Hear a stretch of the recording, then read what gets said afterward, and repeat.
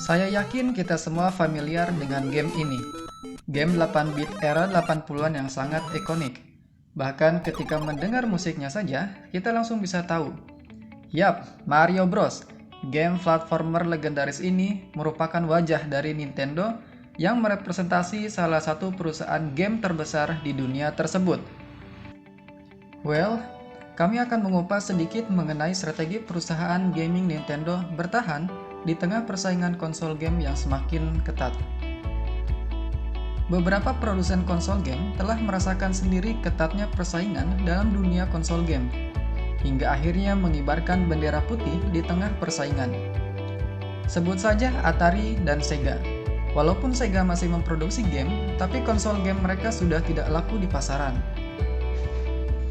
Selanjutnya, kita akan naik mesin waktu. Jadi, kencangkan sabuk pengaman karena kita akan membahas sedikit mengenai sejarah perusahaan Nintendo. Sejarah Nintendo dimulai sejak tahun 1889 oleh Fusajiro Yamauchi. Pada saat itu, Nintendo adalah produsen kartu permainan Hanafuda yang dalam bahasa Indonesia berarti kartu bunga. Baru di tahun 1977, Nintendo memproduksi game konsol rumahan bernama Color TV Game.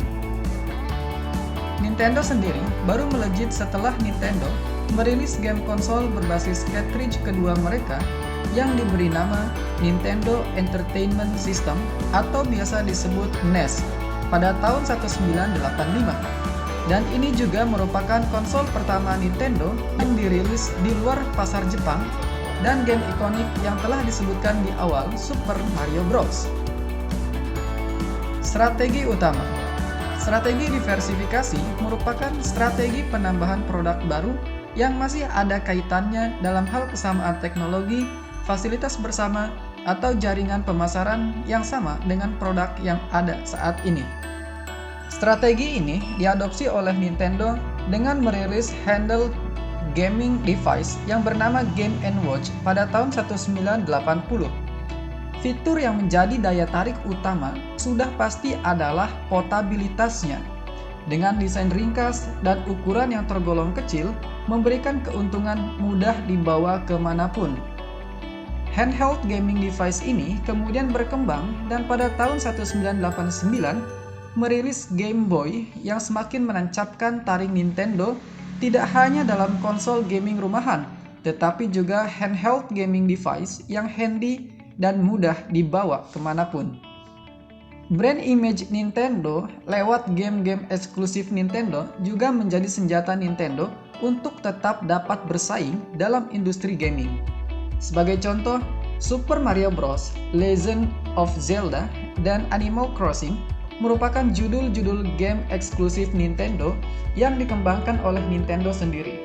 Eksklusif karena game-game ini hanya dapat dimainkan di konsol besutan Nintendo saja. Mereka tidak dirilis multi-platform. Jadi untuk memainkannya, mau tidak mau kita harus memiliki konsol Nintendo. Jika tidak, kita hanya dapat gigit jari melihat teman kita memainkan game-game tersebut di konsol Nintendo mereka. Brand image Nintendo lewat game-game eksklusif Nintendo dapat menjadi competitive advantage bagi Nintendo. Seakan tidak mau berpuas diri, Nintendo melalui brand image yang ada dalam karakter-karakter game mereka merilis berbagai merchandise berupa action figure yang disebut Amiibo. Menjadi pionir dalam dunia game modern dan brand image tidak langsung menasbihkan Nintendo menjadi raja dalam persaingan di industri game. Lalu, apa yang dapat mengusik Nintendo untuk dapat menjadi raja dalam industri game? Kompetitor. Ya, kehadiran pesaing dalam dunia industri gaming. PlayStation, brand game yang dirilis pada tahun 1995 ini, merupakan besutan perusahaan elektronik terbesar Jepang, Sony. PlayStation merupakan proyek sakit hati Sony karena gagalnya rencana kerjasama antara Nintendo dengan Sony pada saat itu. PlayStation bukanlah sembarang kompetitor. PlayStation hadir dengan membawa inovasi yaitu konsol gaming 32-bit berbasis CD-ROM. Saat pertama kali Sony merilis PlayStation, konsol Nintendo masih berbasis cartridge. Biaya produksi game berbasis CD-ROM bisa dibilang lebih murah bagi perusahaan game. Keunggulan ini membuat library game yang ada di PlayStation jauh lebih banyak dan beragam karena banyak developer yang memilih untuk merilis game mereka di PlayStation. Alasannya, apalagi jika bukan biaya produksi yang lebih murah. Biaya produksi murah berarti harga jual juga lebih murah. Dengan grafik lebih bagus dan harga yang lebih murah, tentu Sony lebih unggul dari Nintendo. PlayStation juga mengambil langkah yang sama seperti Nintendo, yaitu dengan merilis handheld gaming device, yaitu PlayStation Portable. Tidak hanya Sony, perusahaan raksasa software milik Bill Gates, Microsoft, akhirnya membuka segmen bisnis dalam dunia gaming yang ikut meramaikan persaingan dalam industri game. Melalui Xbox yang dirilis pada November 2001, Microsoft secara resmi terjun ke dalam persaingan industri game. Sama seperti Sony PlayStation, Xbox juga berbasis CD-ROM. Adapting to change. Tidak ingin tertinggal dari kompetitornya, Nintendo pun akhirnya beradaptasi dengan perubahan. Pada tahun 2001, Nintendo resmi merilis konsol pertama mereka yang berbasis CD-ROM, yaitu GameCube. Pada awal peluncurannya Nintendo GameCube di Amerika, Nintendo berhasil mencatatkan penjualan sebesar kurang lebih 100 juta dolar. Angka yang cukup fantastis, tapi juga dilihat dari pangsa pasar, Nintendo hanya memperoleh 13% market share, masih kalah jauh dengan pesaing terberatnya Sony PlayStation yang mampu mendapatkan market share sebesar 60%. Dalam usahanya bangkit untuk merajai persaingan industri game, Nintendo beberapa kali merilis konsol game dengan inovasi yang belum ada pada kompetitornya. Blue Ocean pertama kali dikemukakan oleh W. Changqing dan Rennie Huber. Blue Ocean Strategy adalah strategi yang menekankan perusahaan untuk tidak memenangkan persaingan dengan cara melakukan strategi head-to-head dengan pesaing. Dengan arti lain, Blue Ocean Strategy adalah strategi melepaskan Anda dari kondisi Red Ocean. Inovasi unik yang dinamakan motion sensor atau sensor gerak yang ada pada perangkat rilisan Nintendo yang pertama Nintendo Wii. Nintendo Wii rilis pada tahun 2006 di saat persaingannya masih mengadopsi cara bermain yang konvensional menggunakan controller dengan menekan tombol pada controller untuk memberi input pada permainan dan menggerakkan karakter. Nintendo Wii datang dengan sensor gerak di mana player bisa memainkan permainan dengan menggerakkan tubuh dan sang karakter akan bergerak sesuai gerakan tubuh kita. Nintendo Wii bisa dikatakan langkah awal Nintendo dalam menerapkan Blue Ocean Strategy. Baik PlayStation ataupun Xbox juga terus melakukan improvement dalam produk konsol game rilisan mereka. Tetapi improvement yang ditonjolkan hanya dari segi grafis.